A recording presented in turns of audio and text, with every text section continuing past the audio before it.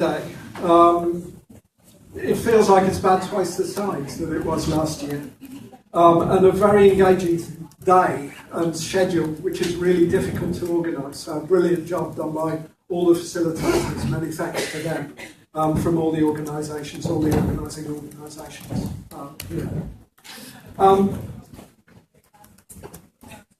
I was thinking about themes that run through what we've seen today. You'll all be pleased to hear I'm not going to try and summarise everything from all 11 side events. And it seems to me that the four themes that we've had today are united by, well, what you could call a bottom-up epistemology or view of knowledge. So what do I mean by that?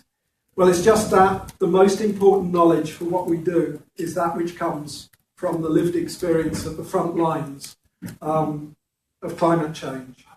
Other knowledge matters, but without that knowledge, without what comes from communities, from local governments, from informal sector traders, enterprises, farmers, fishers and herders, that we won't get our planning right, we won't get our politics right or our processes right, and we won't get our ethics right either in terms of dealing with climate change.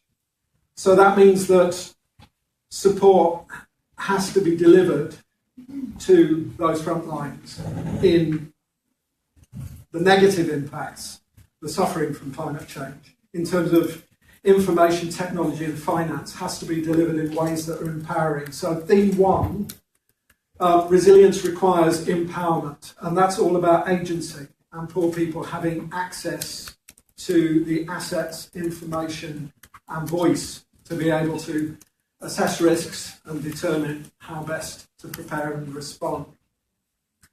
The second theme, it seems to me that human rights is a bridge between theme one, empowerment and rights, and theme two, about the lived experience of climate change. We can use the lived experience from the front lines also as a guide to the rights of future generations, which is one of the key themes that a rights perspective brings to looking at climate change and climate action. We're no longer talking about the distant future when we consider climate in 2100, which has been, it felt a long time ago when you first saw projections talking about 3 degrees centigrade or 4 degrees centigrade in 2100. But a child born today may well live to see that. Therefore, if we can't find urgent ways to act, if the world can't find urgent ways to act, then that child will live at the end of their life with the 3 degree world or the 4 degree world. And we're seeing this year in particular, perhaps more than ever before, the struggles of coping with the 1 degree world, the sort of wave of extreme weather. But it's not only about the headline-grabbing extreme weather events, the hurricane season in the Caribbean, the floods and other things, appalling as those are, but there are also chronic impacts, heat stress and sea level rise, things that happen gradually, that are increasingly impacting on large numbers of people, forcing people to move, but also impacting on human health and impacting on livelihoods in ways that are quite profound, but not spectacular as extreme weather events. So we can understand the 1 degree world by looking at the impact of that on the climate front lines. And we can appreciate from that and mobilise from that and communicate from that to urge action for future generations, both born and unborn. So, some other thoughts about the Indigenous knowledge theme, which I think has come over strongly, particularly perhaps in the story panel this morning. Felipe was very vivid on that thing. So, I did anthropological fieldwork when I was starting out in my career in Mali in the early 1980s. And the farmers then, I vividly remember, talked about the way the weather, in our terms, the climate had changed between the 50s and the 60s and the 70s and the 80s. And the way they talked about it gave me a very spooky feeling when I first saw climate change models for the Sahel, because they described a series of impacts, like you might get the same amount of rain, but it will fall in lumps, you will get gaps and so on that can destroy a farming season. So, in a sense, they were describing what the models also put out there, but describing it to me years before I saw those models. they had a standard of comparison, a baseline from the 50s and the 60s that is the closest that we can get in terms of lived experience to a pre-industrial state. So what I'm saying is the climate's been changing for a long time. And again, from Felipe's story this morning, we can realise that in terms of capturing that lived experience, we may need to do something, because the generations that saw the 50s and the 60s, they were the generation of household heads when I did my fieldwork in Mali in the 80s, but they're really the elders now. So we need to be aware of that, and we need to be aware that the way the world is changing, that there are lots of new normals coming, and that we may lose the ability to capture indigenous knowledge about what the world was like before climate change started to kick in, and it certainly was kicking in the 70s and 80s. The third theme, transparency and downward accountability. That's really, for me, about aligning power structures so that people in communities directly affected by climate impacts, so that their views and their priorities are hardwired into decision making. So it's not optional, not a question of consultation, but a question of power and decision making. And Mamina's story from this morning showed that this can be done even in contexts that can be quite challenging in terms of citizen participation in governance, Kenya and so on. There are ways of doing this, hardwiring that citizen voice, citizen engagement, local priorities into planning and budgeting for climate action. So the fourth theme about shared resilience. I was at the session that Ed Cameron chaired, which was very striking in the way it illustrated the linking up of the climate frontline of diverse communities at different scales, with the potential for action from civil society, from the private sector and from public policy. Resilience isn't just a property of local communities, but also a property of value chains, both local ones, supplying the food needs of growing urban centres in the south, but also global value chains as well. If we understand that, we can find more powerful ways of arguing for the key inputs that need to be delivered. Credit, for example, to be delivered where they're needed and when they're needed. So let me finish with a few thoughts for tomorrow. I think one thing, things to take forward, things to think about. I think we've still got work to do in terms of bringing the significance of a human rights perspective to climate change. This is something Mary Robinson, I'm sure, will talk about on the final panel.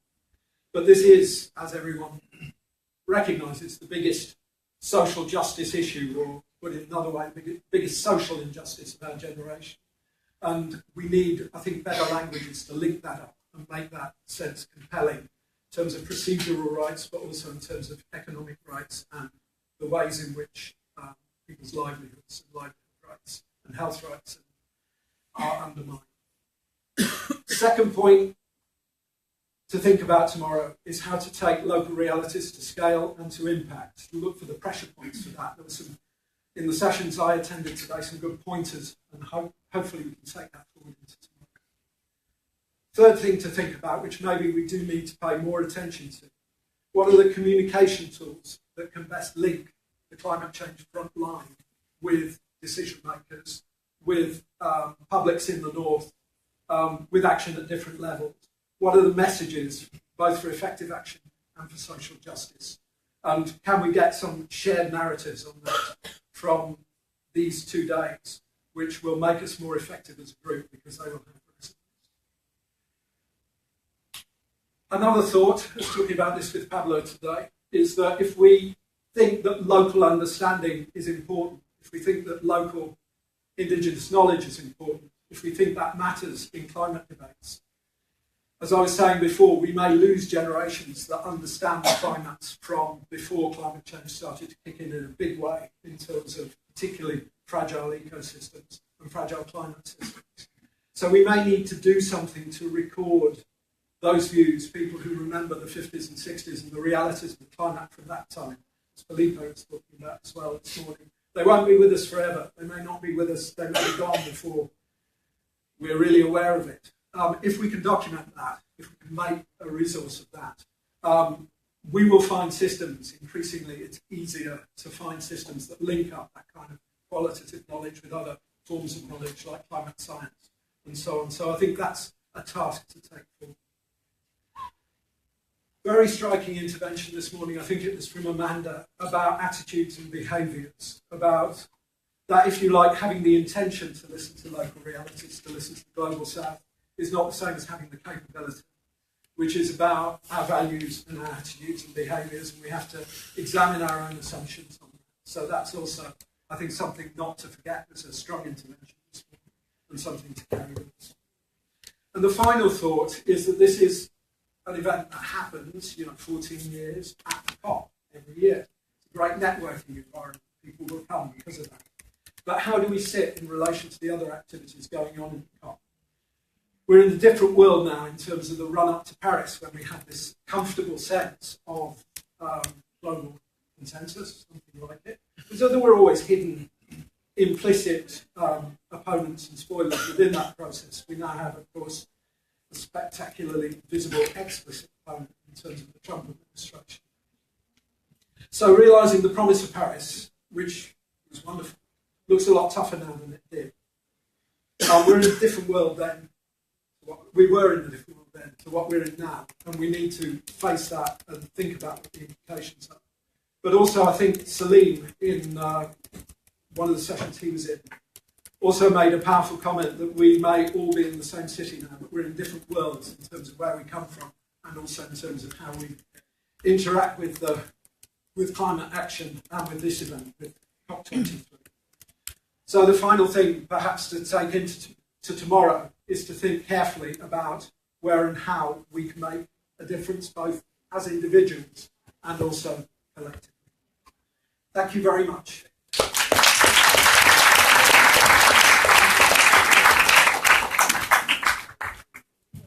Thank you, Andrew. Lots to think about. I've just got a few announcements at the end of the day before we wrap up. The first being that you should have all received in your inbox